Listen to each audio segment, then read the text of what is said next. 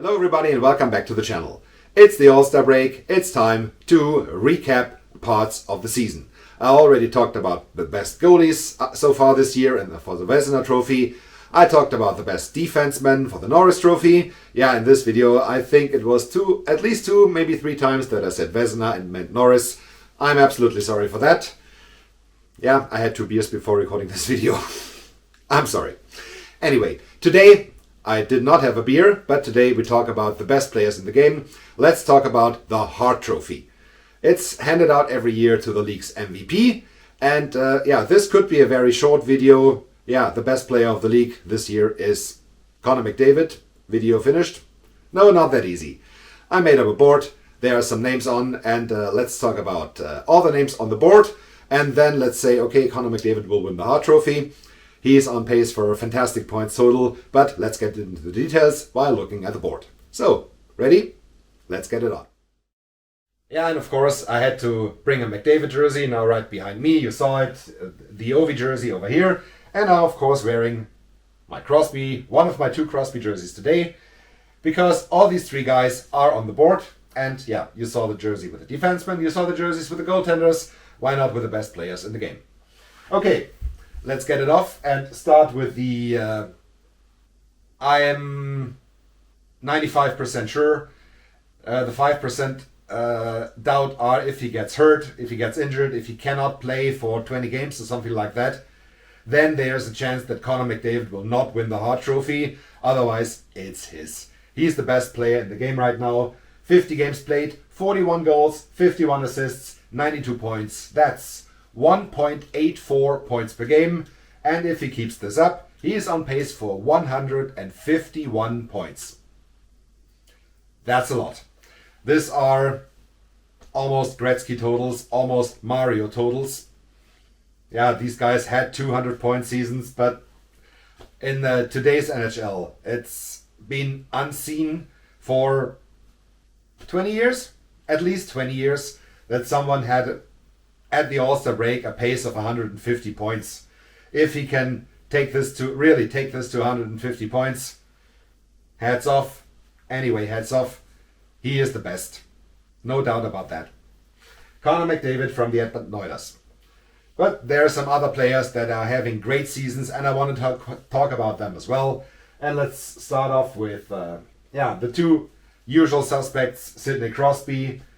Not the points total of McDavid, of course, but yeah, nobody has.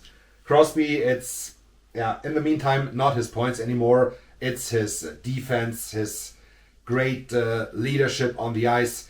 Every team with Crosby has a chance to go to the playoffs. Let's see if the Penguins make it this year. If they do, Crosby has to be the major factor. Right now he has in 49 games, 24 goals, 36 assists for 60 points. That's not bad. I didn't calculate it, but it's a pace of about 95 points, which is very good. And for a 36-year-old, this is definitely fantastic. Clearly over a point a game.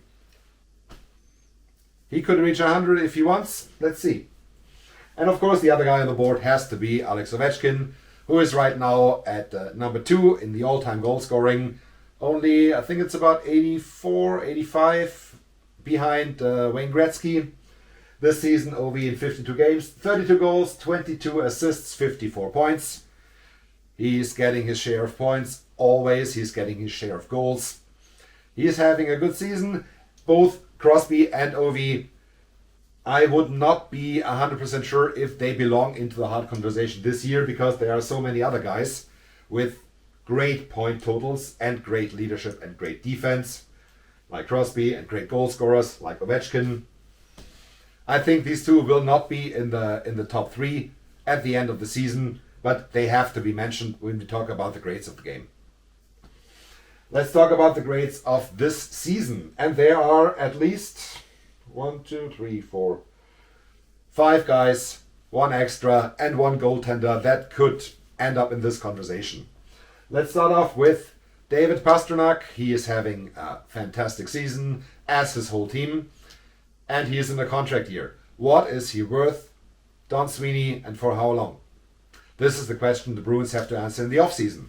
Or they trade him at the deadline? No, just kidding. They don't. Pasternak this year, 51 games played, 38 goals, 34 assists, 72 points, and he's a plus 25. Absolutely impressive. He is the Bruins MVP right now. He took the reins from Bergeron and from Marchand. He is the new number one, and I'm sure he will get paid as the number one. So we will talk about north of $10 million for Pasternak starting next year. Let's see who pays him. Next up on the board, Nikita Kucherov from the Tampa Bay Lightning. 48 games, 19 goals, 53 assists, 72 points.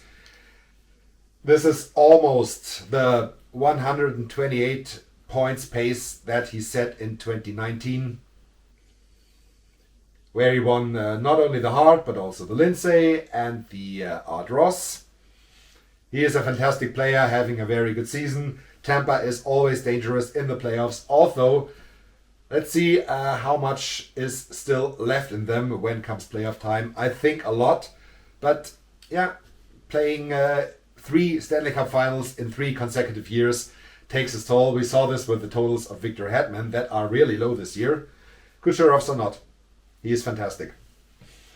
Another guy that might not have the points, but I think he is definitely the leader of his team, the best offensive and the best defensive forward. Sebastian Aho from the Carolina Hurricanes. 44 games, only 23 goals, 23 assists, 46 points. So a little bit above a point a game, but his defense is so good. And he is leading, he is scoring when it matters the most. He is the MVP of the Hurricanes, nobody else. And if the Hurricanes end up winning the Metro, he can be in this conversation. A little more scoring, but I think this is not a problem for him. Sebastian Aho, great player, has to be on the board. Like the next guy, and this is definitely his first time on one of these boards, Tage Thompson from the Buffalo Sabres. 50 games played, 34 goals, 34 assists, 68 points. On the Sabres, he's a plus 15, so this is also pretty good. And yeah, he is the clear cut. He is the first line center of the Sabres. He's their best player, so dynamic, so creative. He has had so many great goals. He has had so many great assists. It's a joy watching a Buffalo game. If you have not watched a Buffalo game yet, go watch one. This is so highly entertaining. These guys may not be the best defensively, but offensively, Buffalo is just fantastic to watch. Next on the board, the Dallas Stars and Jason Robertson, who missed training camp because of contract issues. Then he signed, I think was it $7 million a year? And I thought, why didn't they sign this deal in June? No question that Jason Robertson is worth $7 million a year for, 4 years? Why did it take them so long?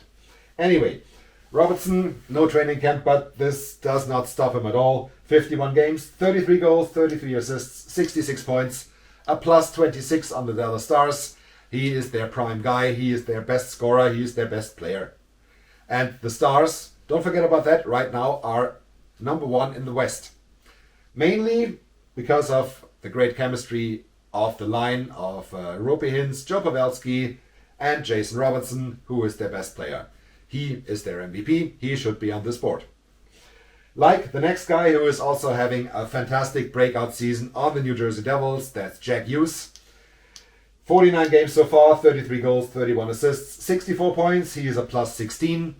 He is the leader of the Devils. He has come to his own. He is a legit superstar, top star, maybe even becoming a mega star.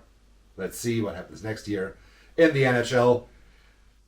The Devils made absolutely the right call, picking him first overall. He is coming to his own. He's their boss. He's their leader. He's not the captain. That's Nico Hischier. But Jack Hughes is the best player of the Devils. They could end up winning the Metro. I'm pretty sure they will make it to the playoffs. Jack Hughes, one of the driving factors in this run the Devils are having right now. But I don't want to end the sport without having at least one non-forward on the board. I thought about putting a defenseman on 2, but yeah, defensemen having very good seasons, yeah, but supreme seasons altogether to be in the Hart conversation, I don't see that right now. But with the goalies, yeah, I could have put up Linus Ullmark as well. On the piece of paper I had setting up this board, he was on. I decided just to put Connor Hellebuck on the board. The MVP of the Winnipeg Jets, 923 save percentage, 2.45 goals against average, and he made a league leading 1,164 saves so far this season. That's 263 more than Ullmark.